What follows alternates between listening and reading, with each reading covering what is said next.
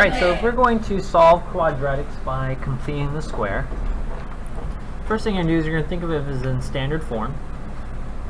So let's look at this problem here. It's in standard form. The reason why it's in standard form is because it goes descending order. And remember, in quadratic standard form, it's ax squared plus bx plus c. So standard form is that above it. So there you can just identify the a, b, and c. Get a line down our equal sign. Alright, the next thing it tells us is to move the c value to the right. So put your finger on the c value. That would be that one. Let's move it over. 2x squared minus 12x equals -7. Next thing we're going to do is we're going to factor out a greatest common factor. We're going to factor out the a value. So in this problem, my a value is a 2. So on the left side, we're only going to factor out a 2.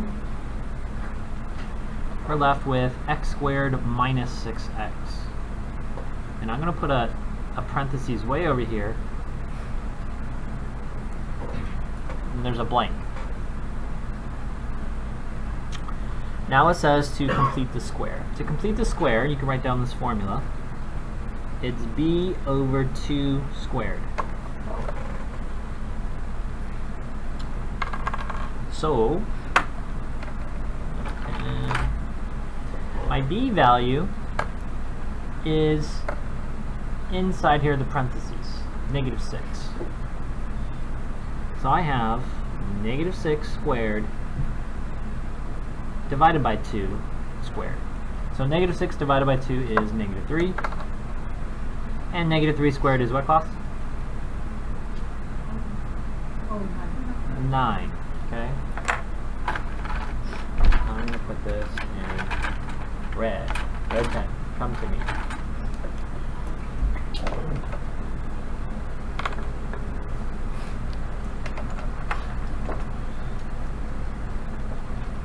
Alright. Pay attention. Now, this really is not a 9. If you distribute, you get 2x squared minus 12x. 2 times 9 is what, class? 18. Let's think about this. Can you go to the bank and say that you want to add $18 million to your bank account? Can you do that? No. Can I do 18 million minus 18 million? Yes. So in this purple box, I'm going to do minus 18. What number does that say, class? Minus 18. The reason why is because you basically have a positive, no, sorry. This is 18. This would have to be a positive 18 on this side. And the reason why is if you subtract 18 from both sides, they'll cancel. Does that make sense? So you and your, my son and daughter, I give them both $18, not 18 million. I guess I can give them $18 million, I don't have it. And they still have the same amount. It's still being fair, isn't it? So over here, even though it says a 9, when you distribute, it makes sense why it's -7 plus. Okay, we completed the square. Okay, we completed the square. Now the next thing it says perfect trinomial square. That basically just means factor. Class, what does that mean? Factor. So if you factor that, class, -7 plus 18 is 11. Two numbers that multiply to be 9 and they add together to be -6. What are those two numbers, class? -3.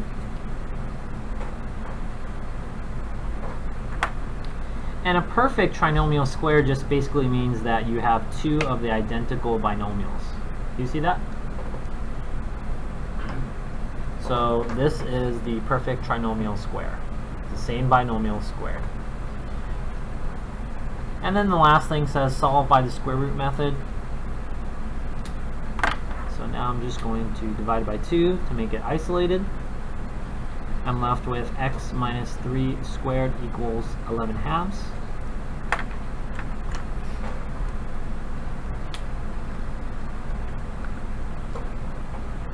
I'm going to take the square root of both sides. I have x minus 3 equals plus or minus radical 11 over radical 2. Remember, everything is underneath the radical in the house. That's a radical 11 over a radical 2. Here I'm going to rationalize, so it makes it look a lot nicer. Take the radical in the denominator. This is what it means to be rationalizing the denominator, because you cannot have a radical there. Multiply across. You're going to get radical 22 over 2, because that's radical 4, and radical 4 is 2. And then the last step, I'm going to add 3 to both sides. The 3 goes in front of the plus or minus. My answer is x equals 3 plus or minus radical 22 over 2. This would be an exact answer. Remember, there are 2 solutions here. The 2 solutions are 3 plus radical 22 over 2 and 3 minus radical 22 over 2.